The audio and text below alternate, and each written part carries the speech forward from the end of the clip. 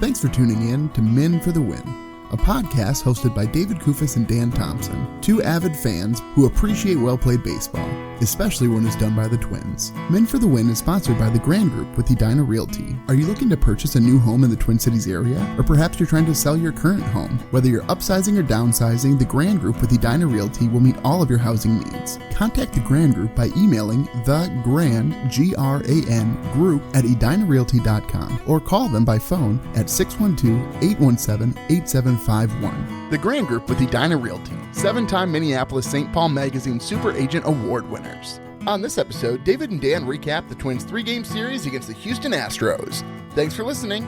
Enjoy. Thanks for tuning in to Men for the Win. My name is David Kufis. With me, as always, is Dan Thompson. The Twins head down to Houston, taking 2 of 3 against the Houston Astros, Dan, after that crushing blow in the postseason last year. How good it is, Dan, to go to Houston and win a baseball series. And the question is whether Houston is actually good. You know, they're under 500. They're in 3rd place in their division. Do you think that they are actually good, or is this something else going on here right now? Yeah, after watching this series, they played fantastic in the field, Dan. Like some of the best defense we've seen all season long. The Twins had a ton of hits robbed from them, both outfield hits and infield hits, I'd say. I think this team is better than the record says it is, but honestly, when you're a team like the Astros that's always in contention, I have a hard time, Dan, saying that they're really not that good until the end of the season comes and they're not in the postseason.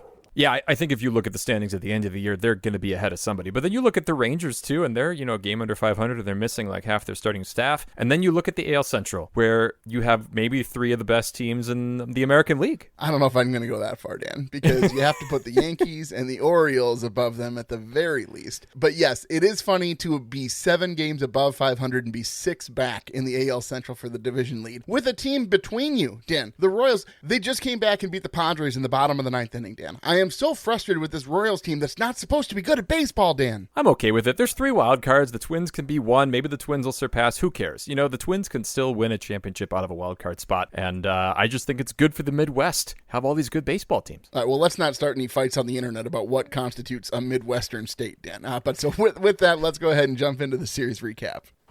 Series recap. Look at you talking about geography with that confidence there, Kufis. Great work. Great work. But yes, you kick us off here into an exciting game 1. Yeah, Twins come away with this one 6-1. Pablo Lopez, Dan. I think the memories of last season's postseason outing in Houston for him, where he was absolutely dominant, those feelings came back. And obviously, Pablo's been struggling, Dan. We've been concerned about it. He's been a frequent topic on the show, whether we need to be concerned. And he needed a change. And you know what that change was, Dan? To become a Pirate. That's what happened. So he shaved his beard to look like a pirate. And then he's a very fancy pirate, though, Dan, because he's decided to wear only dress-up shirts to the ballpark to remind himself that his pirate business is just that, Dan. It's a business. So he has a very business-like mindset, this new Pablo with the pirate goatee.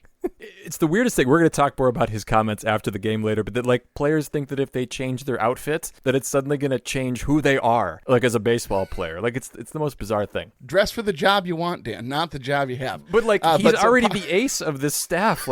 Does he need to dress any better? Anyway, that's weird. So he goes 7 innings pitched, only 1 earned run, 6 hits, 1 walk, 6 strikeouts, Dan. His ERA now down to 4.84, which this was a funny topic last episode. We talked about how low Pablo's ERA could go, and you were much more confident than I was, Dan, that he could bring it any lower, closer than last season's. Yeah, he got a lot closer to Joe Ryan in the area, about as close as one could have gotten after these 2 starts. We'll get more to that later, but the Twins do win this one 6-1. They start the scoring at the top of the 3rd with a triple by Castro, a great 11-pitch walk by Miranda, and then a double by Correa helps the Twins get a 2-0 lead. And then in the bottom of the 4th, the Astros get their only run on an Alex Bregman home run. Astros hit a lot of home runs in this series, but other than that, the Twins are able to just tack on runs in the next couple innings. Yeah, so Castro reaches on a 9-pitch walk, and then Trevor Larnach hits his 5th homer of the season with a 2-run shot to extend the lead to 4-1. We do need to talk about these guys who are really working at bats. So both Miranda and Castro working those lengthy at bats and then taking a walk is so huge, because this team is very prone to strikeouts, as we saw last season. And when you see a guy battle and he's not ending those long at bats with strikeouts, Dan, it makes me so happy. Because then you're making the pitcher work all that much harder. Absolutely. Get those pitch counts pushed forward. Speaking of, it was Blanco on the mound, Dan, for the Astros. It was his 2nd game back after a 10-game suspension for using sticky stuff. Any guy who can't use an artificial booster of sticky stuff, Dan, it's good to push that pitch count up early, because he's not going to get that extra rotation from sticky stuff, and he's not getting it naturally. So let's kick him out early. There's something super satisfying in just scoring runs against a guy who's just been, convicted of a crime essentially against baseball. I don't know. Isn't that like, this is, what's his name for the Yankees too that did this last year? Herman. Yeah. So I loved seeing this. The Twins were able to get another run in the 6th when they pieced together a run on a Kepler hit by pitch, a Jeffers double, and then Margot getting, another RBI ground out to make it 5-1. And then they get one more for good measure in the top of the 8th on a Carlos Santana home run, his 8th, for a 6-1 lead. They threaten in the 9th, but squander an opportunity with a grounded double play by pinch hitter Kyle Farmer, of course. But in the end, it wasn't like the Royals series where they needed all of those insurance runs. No, it was nice. Okert and Sands were the only guys necessary to pitch the 8th and the 9th. And Okert, he seems like a different pitcher, Dan, when he starts at the beginning of an inning as opposed to coming in mid-inning. Well, let's move on to game 2. This is the one that the Twins lose in this series. They lose this one 5-2. It got ugly early because of some home runs, but the Twins did not go away. And I think in that sense, it was an encouraging game. Yeah, I never felt that there's no way that the Twins could come back and win this game. And anytime that I feel that way about a Twins team, it gives me a lot of hope for the postseason, Dan, because we've had some rough stretches where it's like, oh, the opposing team scores 2 runs, might as well switch the TV off. Yeah, and just to run through those home runs real quick, it kind of felt inevitable that Jose Abreu was going to get his first home run of the season against the Twins. He'd been down not just at AAA, but like all the way down the bottom of the order down in Florida. And so, of course, he hits a home run. Also felt apt that Yordan Alvarez hit 2 home runs against the Twins. And then Kyle Tucker, why not? He has his 18th home run of the season. He's way up there, maybe 18th or 19th of the year. And so just like that, it's 5-0 against who else? But Joe Ryan, who now has given up 4 home runs in 4 different games in his career, which ties him in Twins history with a favorite of mine, Brad Radke, who Tom Kelly rode Brad Radke just like Rocco Baldelli seems to ride Joe Ryan just to eat innings. Like different manager, same whipping boy. I thought Alcala was Rocco's whipping boy. Now I'm getting all of these things confused, Dan. Maybe not the whipping boy. Maybe there's some other comment there, some other comparison. So on the other side of the ball, though, Dan, Valdez had just been absolutely cutting down Twins hitters, and he had a no-hitter going into the 7th inning, and then Margot, of course, Dan, the deadly offensive threat, Manny Margot, gets a single to break up the no-hitter. Is it bad that I'm rooting against Manny Margot? Like, I was rooting for him in that moment to get a hit because I didn't want to have to deal with the conversation about a no-hitter, which, by the way, I think Valdez had already hit a batter. He had allowed a walk. So this would have been super annoying if he finished this out. But I don't know. I guess I need to check my fandom here because Manny Margot is still a member of the team. I should be rooting for him every at-bat. You must have come across that when you were editing last episode, Dan, where I mocked you for, like, constantly just berating Margot anytime he had any form of success. Like, how dare he secure his spot further on this roster? I'm not dead.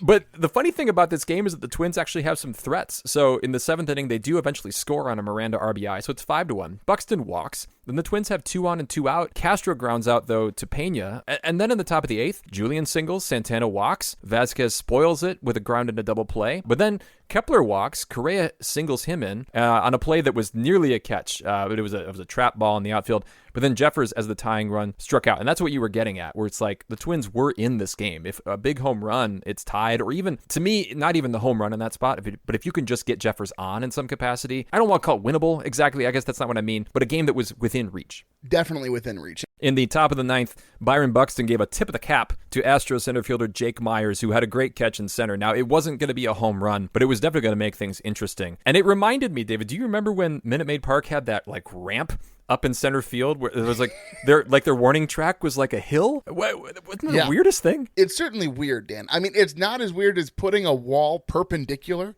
to a field, as the Orioles have decided to do. But it is still very odd that there's a hill that's akin to like a basketball court that they just have a lump in the middle that you can dribble up and over if you'd like. Ogres are like onions. I don't know. That was a pretty good comparison. It was actually. It wasn't a bad comparison. I'm giving a tip of the hat to you for making a nice little comparison there. Oh, thank you, Dan. Very thoughtful of you. Game 3, the Twins are able to win this one, the most exciting game of the series, pretty much by far. In fact, probably one of the most exciting Twins games of the season. They win this one 4-3. Things just kind of went well late in this game. It was one of those games that you expect a Twins team to lose, especially to a team like the Astros. Like, the Twins are going to find a way to give things up. Specifically, Dan, there was a moment where the Astros had the bases loaded and Alvarez at the bat, and I'm thinking, well, okay, that'll probably do it. But anyway, SWR on the mound, Dan, and if there's there's one thing we know about SWR, it's he does not get decisions, Dan. No wins, no losses. That'd just be crazy talk. He goes 4 1/3 innings pitched, 3 earned runs with 6 strikeouts. 3 earned runs over 4 1/3 isn't a great line, but at the same time, he was only at like 80 pitches when he got pulled. No, it was even less. It was 66. He'd only thrown 66 Oh my pitches. goodness. I read that as 76. My goodness. No, Rocco just doesn't trust him. But I guess the rationale I can see here is that you have pretty much all of your top bullpen arms available. We're going to talk about the bullpen a little bit later, but Thielbar comes in. Then Alcala gives them an inning and a third, though he gets himself into a little bit of trouble in that extra third of an inning. Because again, Rocco doesn't know how to use Jorge Alcala. No.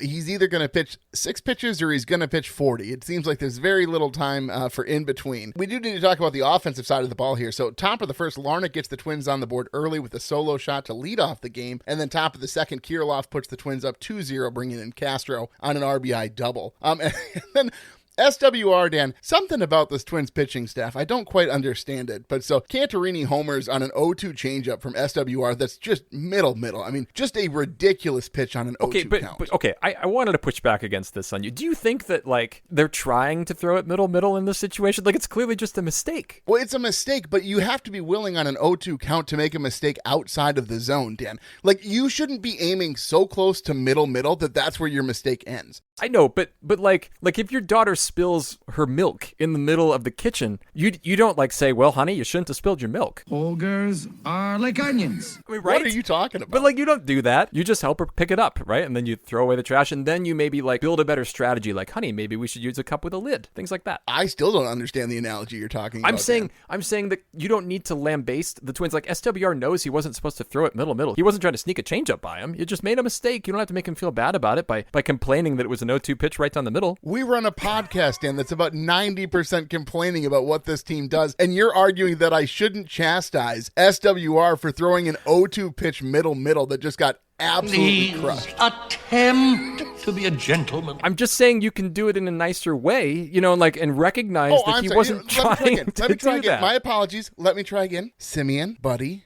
I am so sorry. I hate to be the one to tell you this, but on an 0-2 count, throwing a ball 84 miles an hour, middle, isn't what you should do. I realize you must understand this because you're a professional baseball player, but I'm not allowed to get upset because my wife has told me that's not okay. That actually sounds more condescending, I think, when you say it like that. Oh, does it, Dan? Shocking. Anyway, I'm sorry. All right, continue.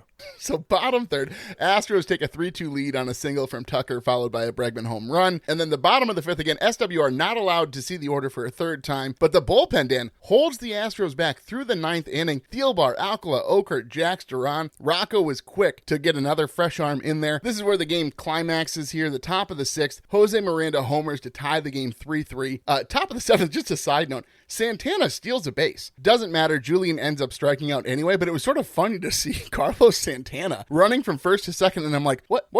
Like, I had to double check to make sure that Margot hadn't pitch ran for him. Yeah, he's not exactly the guy you would think is doing that there, but a couple other nice moments in the bottom of the seventh. Okert works out of a bases loaded jam, which is weird. We're used to him blowing leads. He actually ends up getting the win, of course. He's 2-0 because he always seems to give up other people's runs and not his own. And then in the eighth, the Twins play some small ball. We're going to come back to that a little bit later. Eighth, just a great outing by Jax, and then Duran finishes out with the bottom of the ninth. Kind of fun watching Altuve look really inept on a Duran breaking ball there. They give him such a big cheer in the bottom of the ninth. People in Houston love Altuve, and it's like, guys, do you realize that nobody else in baseball likes Jose Altuve?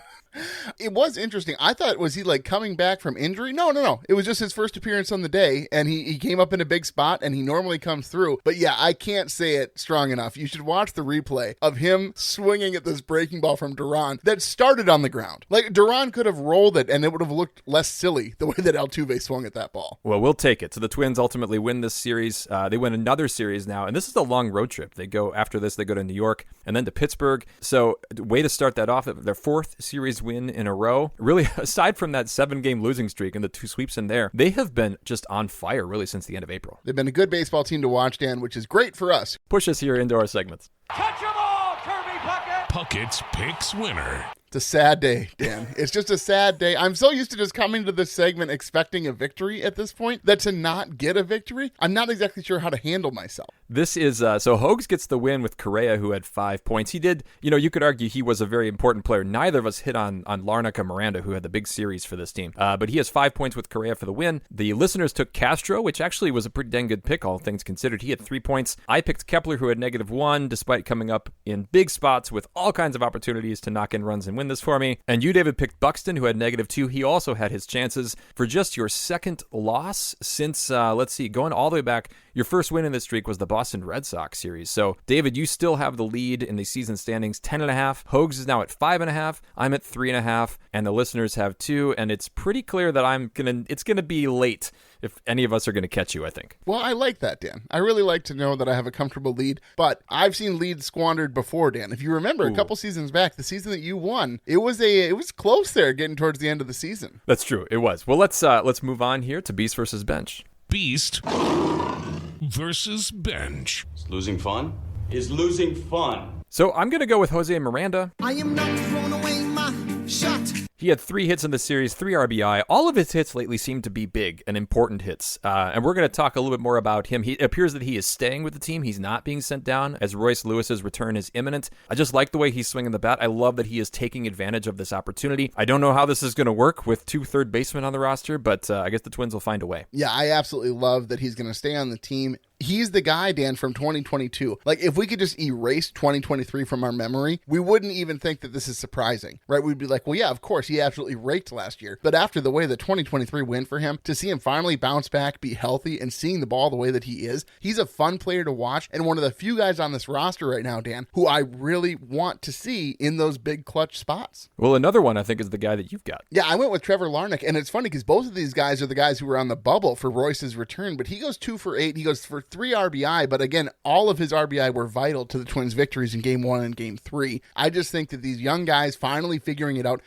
how to hit something besides a fastball is so huge in their development. And like Larnach was more about figuring out, how to get the timing down on the breaking pitches, whereas Miranda, it was just getting healthy. And so to see both of those guys, Larnach figuring it out and Miranda finally getting healthy, these are the 2 guys who we expected them to be last season. It really does show you just how important that health is. And we've read a lot this week about Miranda, and his shoulder just wasn't right last year, and he was trying to play through it. And it's like, well, to hit a 90-something mile an hour pitch, you probably need to have your shoulders working well for you. For the bench spot, so I went with a guy whose lack of production lately has kind of been balanced out by the production of Miranda and Larnach and guys like that. But I went with Byron Buxton. He was just 1 for 11 at the plate. His OPS is under 700. He's not having a great season, really, but he's stabilized center field so much that I think in this odd way, as Twins fans, I think we've kind of forgiven him for not being great at the plate this year. Oh, you have absolutely hit the nail on the head, Dan, because the fact that we have a confident center fielder who's going to make not only every play that he should make, but plays that he shouldn't make, he can go 0 for 1,000. Dan, honestly, I don't even care at this point. Just knowing that we're not going to lose the game and give up runs because a center fielder isn't competent, he is so good, Dan, that it just doesn't matter to me. Any offensive production he can give,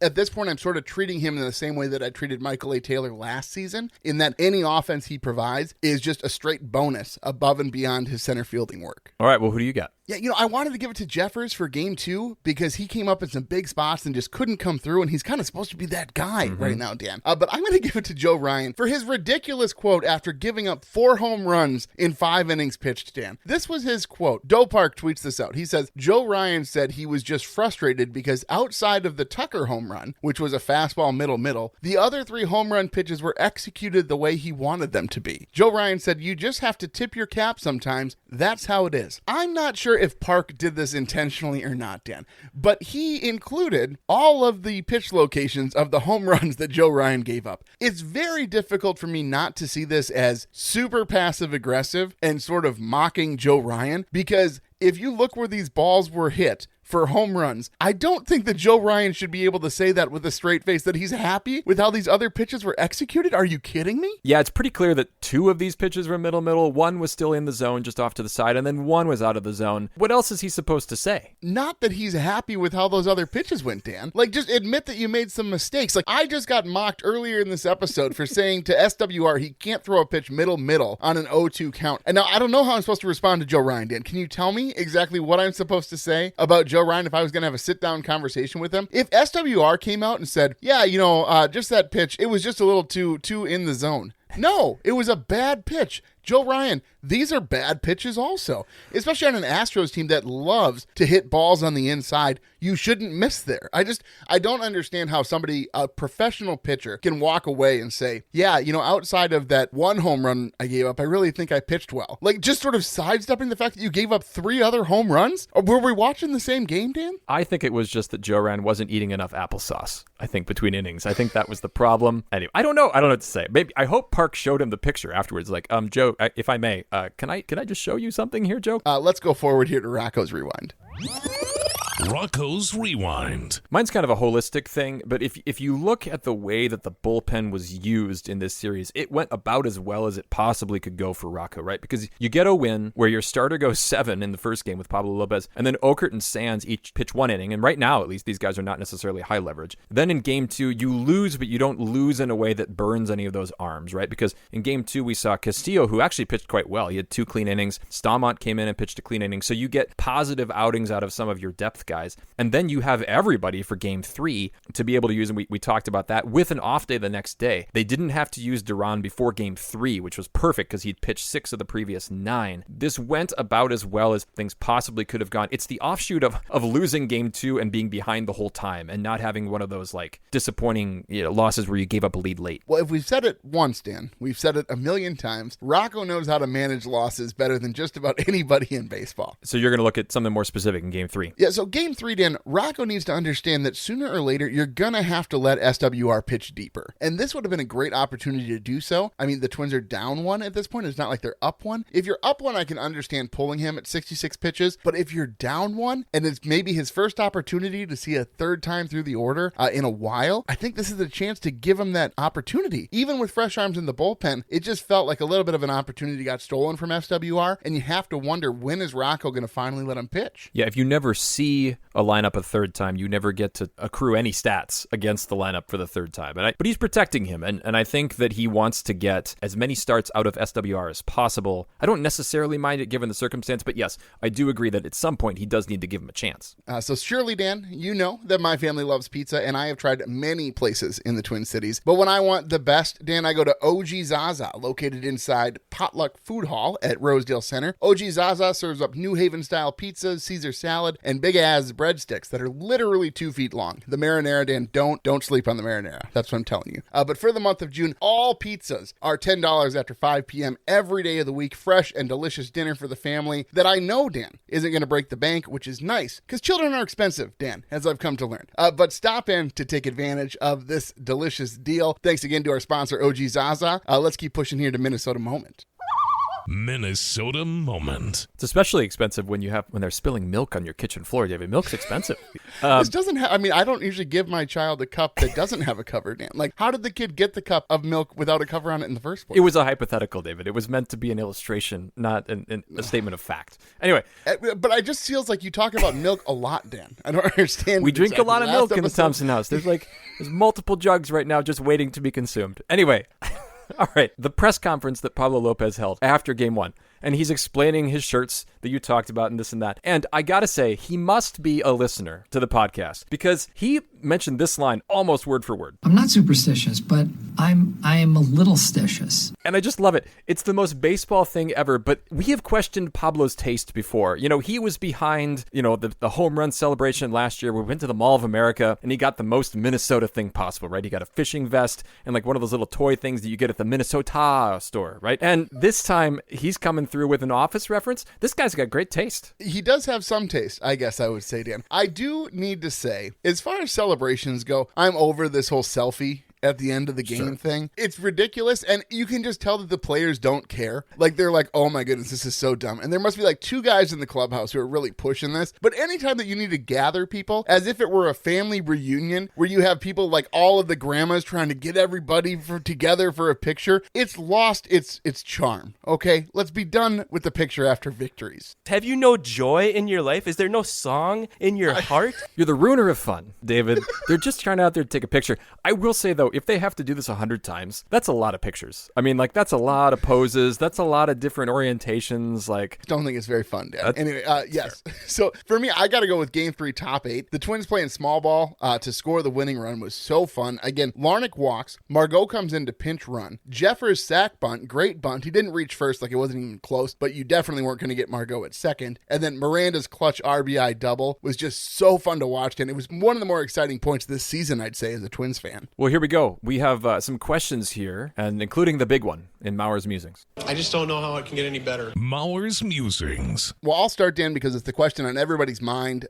Who gets sent down for Royce was my initial question, and then it seems, Dan, this is hearsay, so I wouldn't put it in a court of law. However, it sounds like Eddie Julien is going to be sent down to AAA. So the question becomes, Dan, if that is true, Eddie Julien being sent down, do you agree with that decision? And how are the Twins going to navigate the lineup card with really second base all of a sudden being pretty limited? What I don't like about this move is that it basically means that it's Kyle Farmer playing second base or it's Willie Castro. But if it's Willie Castro, and he's a switch hitter, so you're not going to be doing the same kind of pinch hitting maneuvering that Rocco likes to do necessarily, then why is Kyle Farmer still on this team? Like, is he there to hold the sausage? Like, is he there as the veteran leader that's not actually going to do anything? Like, you only have a certain number of roster spots. At some point, a guy's got to be there for more. Keep him on as an advisor. You know, you can pay him the $6 million. He can be like Jayce Tingler's junior little buddy, you know, the manager in training. But like, I'm sorry, I don't understand the Twins front office's blind loyalty to a veteran when this makes the team worse, sending Eddie Julien down and keeping Kyle Farmer up. I don't really know that that's as defensible as it would have been last season, Dan. Eddie Julien has looked real bad for quite a while now. But he's going to get better, right?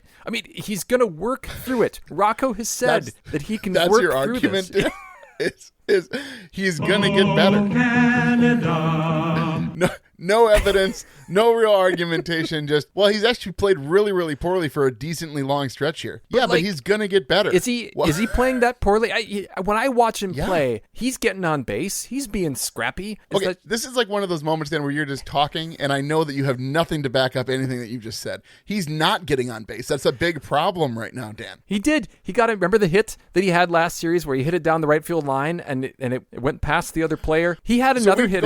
We've gone from using absolutely no evidence for your claim to one anecdotal piece of evidence. If I keep pressing, Dan, sooner or later you're going to have to come up with a statistic that will justify Eddie Julien not being sent down to figure it out. And I hate to say this to you, Dan, you're going to come up empty. Hold on. He had a walk in Game 3. He had a hit in Game 2. Let's go back to Game 1. He didn't have a hit, but he only had 2 plate appearances where he didn't get on base, and he only struck out one of them. And he's not being relied upon at the top of the lineup. Are you going to say right now you'd rather have Kyle Farmer on this roster than Eddie Julien? I mean, I guess if those are the options, that's a harder question. Yeah, that's what I mean, right? But I don't, I guess to me, I don't think setting Eddie Julien down is a bad decision, because if truly all you're really comparing is Kyle Farmer at second base or Eddie Julien at second base, Farmer's the better second baseman.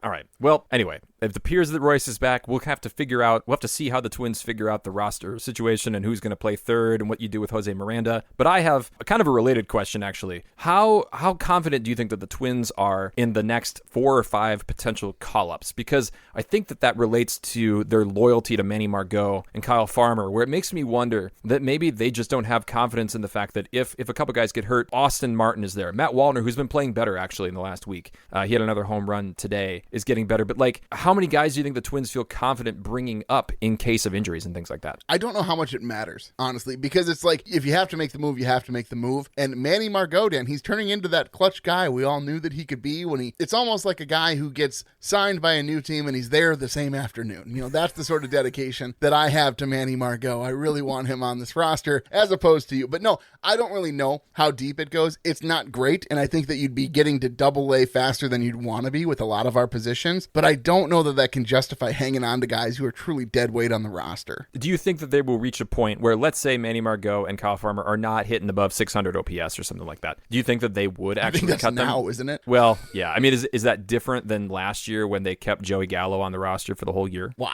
Joey Gallo is still in the major leagues right now, so I don't know if it's just, there's some sort of, it's his infectious charm, Dan, I think, that keeps him on rosters. It's the only thing that makes any sense why he would still be in the majors. Be happy. Any chance. Anyway, we should move on here to the series grades.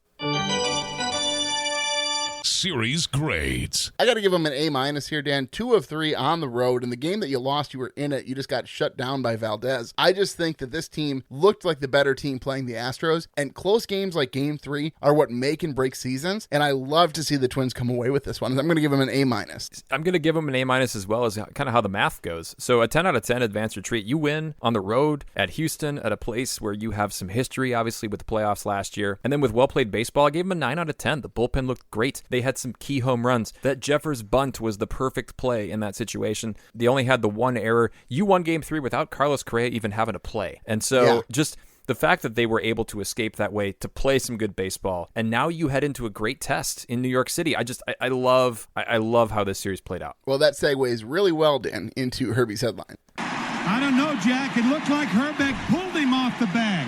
Herbie's headlines. All rise for Dan's Judge Love. Go ahead, it's undeniable, Dan. David. Ahead. I mean, look at this. Look at the month that this man had, right? He had, in the month of May, and I don't think they've come out with the players of the month, but he'll be the AL player of the month. He had 12 doubles, 14 home runs, 27 RBI, 22 walks. Now, he did strike out 29 times, but that doesn't matter when you're Aaron Judge. He had an OPS of 1.397. And did you hear? He was handing out chocolate to every child that came into Yankee Stadium before every game. Like, he's just the nicest guy, and he didn't actually do that. The look in your face... It's like it wasn't. I'm like, did I miss an article or something about him handing out chocolate? I was very confused. It wasn't different. It wasn't outlandish enough, because that's what it fits Aaron Judge's character. That's something that he would totally do. Give out chocolate to every kid who comes to Yankee Stadium. Oof. Dan, yeah, I'm very happy for Aaron Judge. However, I do think there needs to be some sort of asterisk, because he did get to play the Twins, Dan, which, I mean, should always help. I mean, he had, I don't know how many of those RBI were against the Twins, but probably 10 of them, right? He did have, and I think 5 of the doubles were, and I don't even think that's an exaggeration.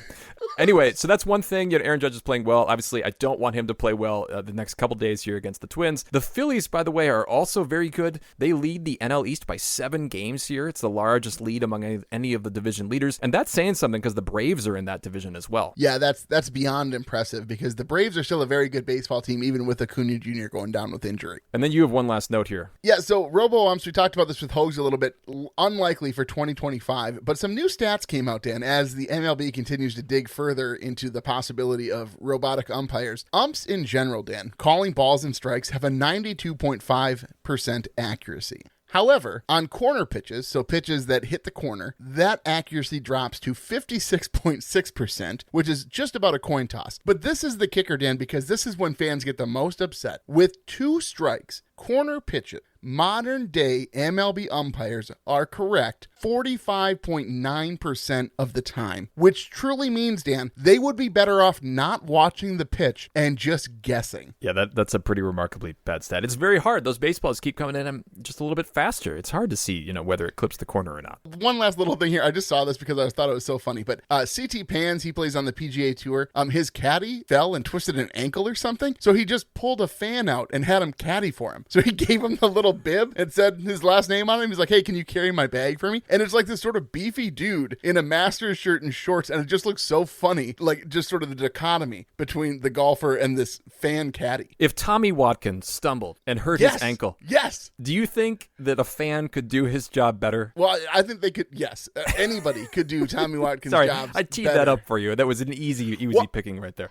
This was exactly what I wanted you to do. I don't have this in the notes, folks. That is 100% natural. I was so hoping. I'm like, I hope that Dan Thompson makes this about a base coach, and I hope that base coach is Tommy Watkins. Nothing has made me happier today, Dan. God bless him. Okay, well, we have one more segment here, Puckett's Picks for this Yankees series. And we'll see you tomorrow night. Puckett's Picks.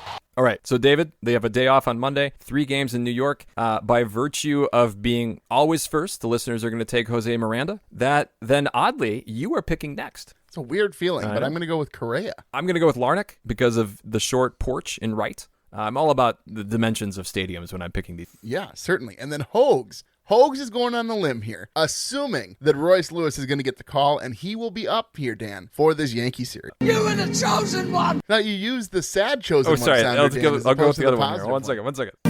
He is the one. There we go. Are you not confident, Dan, that he's going to be back? Is that why you use the negative sounder? It's just, admittedly, we have a small sample size of Royce Lewis here. So we'll have to see how this shakes out. Well, David, I think with that, I'm going to go ahead and send us out. Please do. Folks, if you like what you hear, please tell a friend. You can follow us on X at Min for the Win. You can find our Min for the Win Facebook and Instagram pages. Make sure you are subscribed to the podcast on your favorite platform so you're notified when new episodes are available. And if you could leave us a rating or a like, we'd greatly appreciate it. If you'd like to support the show further, you can find us on Patreon. The link is in the description. Thank you for listening, and as always, go Twins. That'll wrap up another episode of Min for the Win, a podcast hosted by David Kufis and Dan Thompson, two avid fans who appreciate well-played baseball, especially when it's done by the Twins. Thanks so much for listening, and as always, go Twins.